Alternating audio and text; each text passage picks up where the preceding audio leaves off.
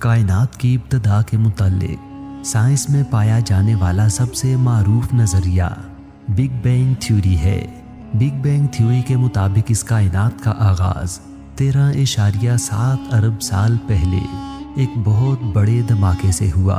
اس دھماکے سے قبل ٹائم اینڈ سپیس موجود نہیں تھے اور نہ ہی کائنات کے دیگر اجسام موجود تھے، جیسے کہ چاند، ستارے، سیارے اور کہکشائیں۔ کائنات میں پائے جانے والے تمام اجسام سوئی کی نوک سے بھی چھوٹی جگہ میں موجود تھے، جسے سائنسی اصطلاح میں سنگولیرٹی کہا جاتا ہے۔ اس سنگولیرٹی میں ہونے والے دھماکے کے نتیجے میں کہکشائیں اور دیگر فلکی اجسام، ستارے، سیارے، سورج اور چاند وغیرہ وجود میں آئے۔ سائنسدانوں کی تحقیق کے مطابق قابل مشاہدہ کائنات میں 20 کھرب کہکشائیں موجود ہیں اور ہر کہکشاں میں ہمارے سورج جیسے اربوں ستارے موجود ہیں۔ دلچسپ بات یہ ہے کہ ہمارا سورج ایک اوسط سائز کا ستارہ ہے۔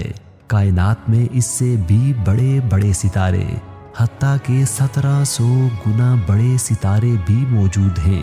ایک عام آدمی کی عقل اس بات کے فہم سے ہی قاصر ہے کہ اتنی بڑی کائنات سوئی کی نوک سے بھی چھوٹی جگہ میں کیسے موجود تھی، اور پھر یہ اجسام اس میں ہونے والے ایک دھماکے سے کیسے وجود میں آ گئے۔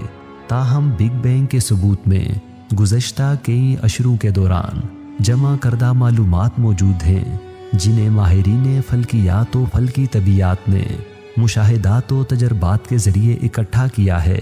کائنات کی ابتدا اس قدر منفرد اور اچھوتے انداز سے ہوئی کہ اتفاق سے اس کے وجود میں آنے کا احتمال صفر تھا۔ کائنات کی ابتدا کے بارے میں اس اچھوتے سائنسی نظریے کو قرآن پاک کی سورہ انبیاء میں اس طرح سے بیان کیا گیا ہے: اور کیا کافر لوگوں نے نہیں دیکھا کہ جملہ آسمانی کائنات اور زمین سب ایک اکائی کی شکل میں جڑے ہوئے تھے، پس ہم نے ان کو پھاڑ کر جدا کر دیا۔ اس قرآنی آیت اور بگ بینگ کے درمیان حیرت انگیز مماثلت سے انکار ممکن نہیں۔ یہ کیسے ممکن ہے کہ ایک کتاب جو آج سے 1400 سال پہلے عرب کے ریگستانوں میں ظاہر ہوئی، وہ اپنے اندر ایسی غیر معمولی سائنسی حقیقت لیے ہوئے موجود ہو؟